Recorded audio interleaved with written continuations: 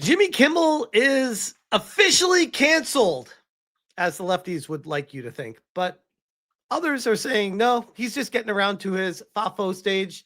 And this is something that's long overdue. On a personal note, I never really found Jimmy Kimmel funny ever. Back during his days on the band show, I guess he was someone you could deal with and tolerate.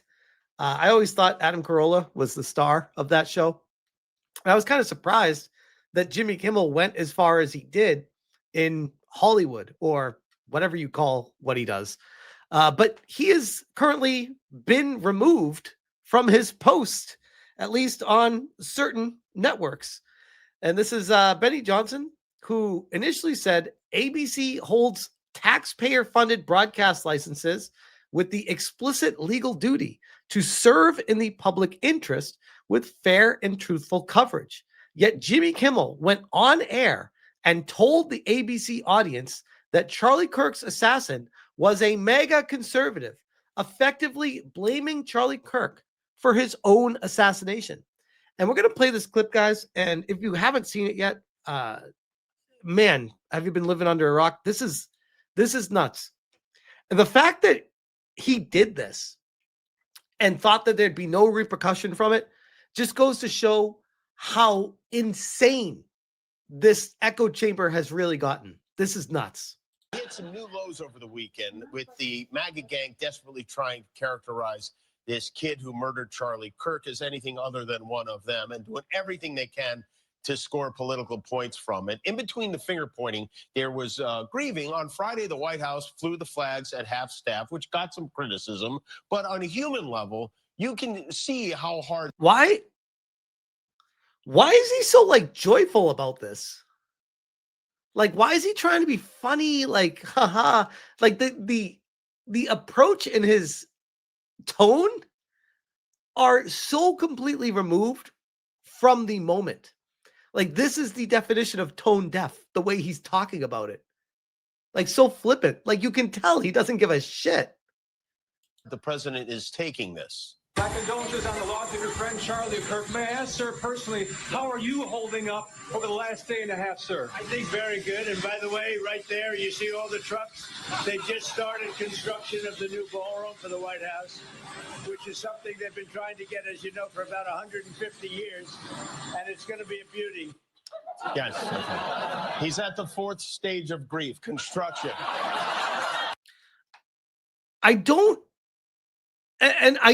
Genuinely, I'm not just saying I don't find it funny because I don't think he's funny. I don't get the joke. Well, first off, this is not something that you pull a joke out of. That's the first thing. Maybe that's why I'm just the starting point is a no starter for me. To even do that is insane. But then the fact that it's trying his best to try to drag Trump and then make people laugh at Trump, this situation is the perfect example of everything that's wrong with the lunatic lefties, with what they're saying, how they act, what their mentality is. They've completely lost touch with reality. This is insane. And there's the other thing. Trump knows this is not his first time. This is not his first time. He knows how the news reacts to him. He is the president of the United States of America, the most powerful country on planet Earth. He knows to not show weakness, but we all know, first off, we all know how important and close he was with Charlie. That's no secret. And how important Charlie was to even getting him elected. So he doesn't want to show a weakness. And because he doesn't do that, they're like, oh, look at him. He doesn't care. And if he did care, what do you think they'd be saying? Oh, look at how weak he is. He's crying. He's in his feelings. This is no one who's fit to lead this country. He can't even look past this to lead the country. Oh, God, how embarrassing. That's how they'd spin it. You all know that's what they do. So what do they do instead? He handles it perfectly and completely embarrasses Jimmy Kimmel because Jimmy tries to make a joke out of it. And what does he do? Steps on the biggest rake I've ever seen someone step on to completely knock themselves out of a career. That's impressive, Jimmy. That's impressive. Is taking this. My condolences on the loss of your friend Charlie Kirk. May I ask, sir, personally, how You are you? can see his reaction too. My condolences to your friend Charlie Kirk. And he's like, thank you. Like he even said, he's like, thank you. He has a lot of things to deal with, guys. Like Charlie Kirk, very important figure, very big deal. Yes. But the world still has to go around. Like the world doesn't stop. The president of the United States still needs to be the president of the United States, even after a massive loss. You holding up over the last day He's like, yeah, you can tell he's sad when he hears it. and a half, sir? I think very good. And I think very good. You don't want him to get in his feelings right here. He's skipping right past that. He's like, maybe, by the way, maybe he knows if he starts talking about it and if he starts showing any kind of angle that, showing any kind of signs of caring, that he might actually start breaking down. And he doesn't want to even go there because that would be to him probably embarrassing because of how the left-wing media would portray him. Like imagine, by the way, when I was watching Erica Kirk's speech or whatever you want to even call it, addressing the situation, I turned into like a wet paper towel. I couldn't even put my words together for like 10 minutes after I watched it. It wrecked me. And just thinking about it, I don't even want to try to rehash the part that got me in my feelings because it might happen again. That's how powerful that was. In a weird way, I was thinking while it was happening how, and this is going to sound silly to say, I was embarrassed because I'm like, oh my God, I'm live streaming right now and I'm doing the thing I always said I would never do, and that's cry on a stream. I'm like, I'm never going to be one of those YouTubers that just cries on it. I never want to do it. And there I was doing it. I was like, no, I can't do this. I'm embarrassed. I can't be like this right now. This is so cheesy. No, no, no. And then I was like, you know what? No, I looked over at the chat and people were like, bro, me too, man. I'm with you. I'm with you. I get this. It was raw. It was real. It was so sad. Like it gets at the core of just the human emotions, especially as a parent. But again, I'm starting to talk like this and I'm getting in my feelings again. But I will say with this situation with Trump, it is a complete embarrassment with what Jimmy Kimmel said here. And oh, by the way, I don't think he acted alone. I think he's got an entire writer's room of people putting these jokes together, and they all stamp approve this like it was a good idea. by the way, right there, you see all the trucks. They just started construction of the new ballroom for the White House, which is something they've been trying to get, as you know, for about 150 years. And it's going to be a beauty. Yes. He's at the fourth stage of grief. Construction. Is that real laughing, by the way? Demolition. Construction. This is not how an adult. Like the audience should be embarrassed for clapping there too. Like that's so sad. Grieves A the laugh murder track. of someone he called a friend. This is how a 4-year-old mourns a goldfish. Okay. My goodness. And then we go on to this one here. Legal Mindset says, solid argument by the FCC, and about time these platforms faced consequences for false information.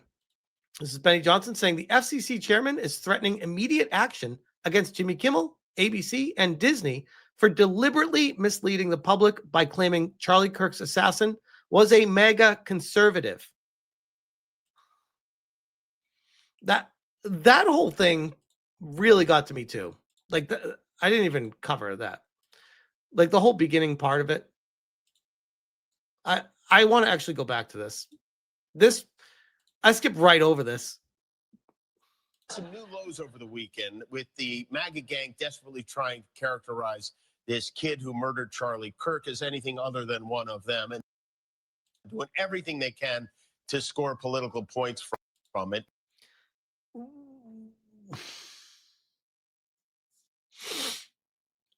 I guess I skipped over that because I'm like, what can you even say to this? What can you even say to that? I have no words. And he knows it's demonstrably false what he's saying. Chairman Brendan Carr calls Kimmel's malicious lies are truly sick and says they should result in Kimmel's immediate suspension and may lead to ABC losing its broadcast license. Carr confirmed the agency has a strong case to hold Kimmel, ABC, and Disney accountable for spreading dangerous, politically motivated misinformation, which is 1,000,000% what that opening was right there. It's a very, very serious issue right now for Disney. We can do this the easy way or the hard way. Companies can find ways to take action on Kimmel, or there's going to be additional work for the FCC ahead. They have a license granted by us at the FCC, and that comes with it an obligation to operate in the public interest. There are calls for Kimmel to be fired. I think you could certainly see a path forward for suspension over this. FCC could make a strong argument that this is sort of an intentional effort to mislead the American public about a very core fundamental fact, a very important matter. Disney needs to see some change here, but the individual licensed stations that are taking their content, it's time for them to step up and say this. Garbage to the extent that this is what comes down the pipe in the future isn't something that we think serves the needs of our local communities, but this sort of status quo is obviously not that acceptable where we are. And that is the FCC chairman, Brendan Carr, saying this here. Let's see what he has to say. When you look at the conduct that has taken place by Jimmy Kimmel, it appears to be some of the sickest conduct possible.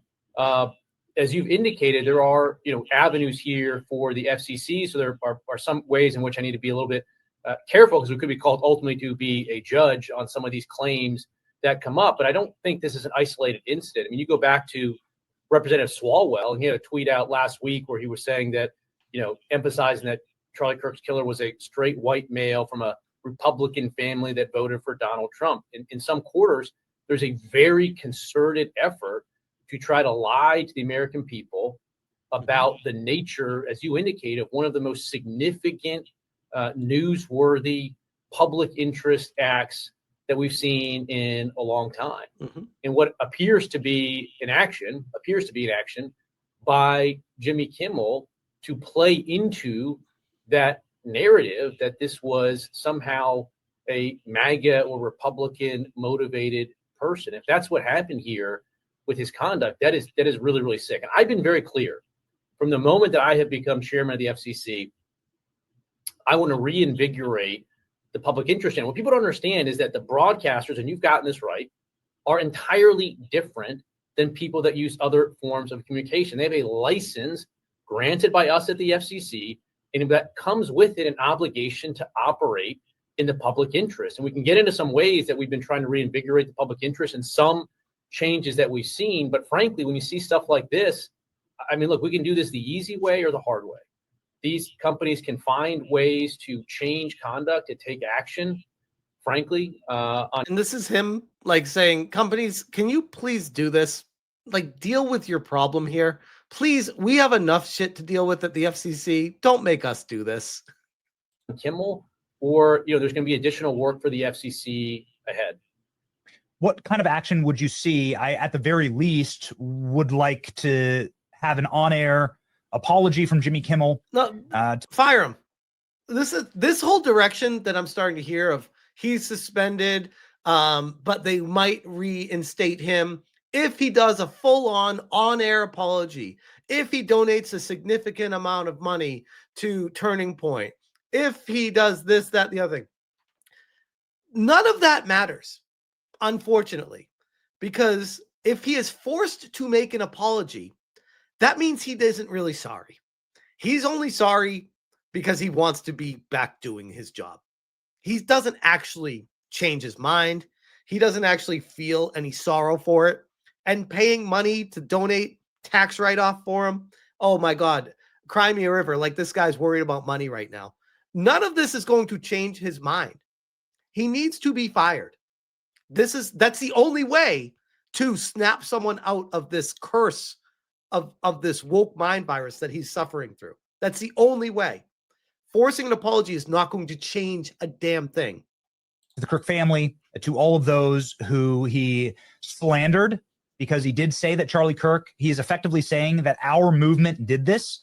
Our movement killed Charlie, that Charlie was deserving of this effectively. And we've seen that rear its head. This happens quite regularly, actually. I mean, I'll be honest. This might sound harsh. He should have been fired years ago because he's not entertaining. He's not good at what he does.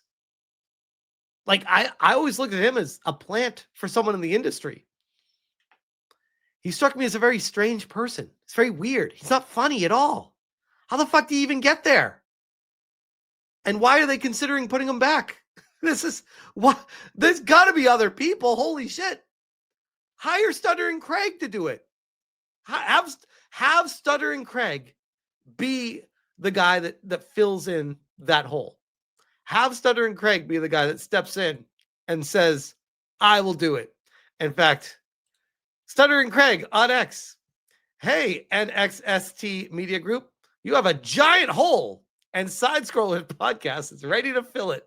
What does Stuttering Craig have to say about Jimmy Kimmel being suspended here? Saw the news that Jimmy Kimmel's been canceled. Sorry, Jimmy. Rough to hear. With that said, Nexstar has a giant hole in its lineup. Nexstar, you got a giant hole. We're ready to fill it, baby. Wait, what? See, that's funny.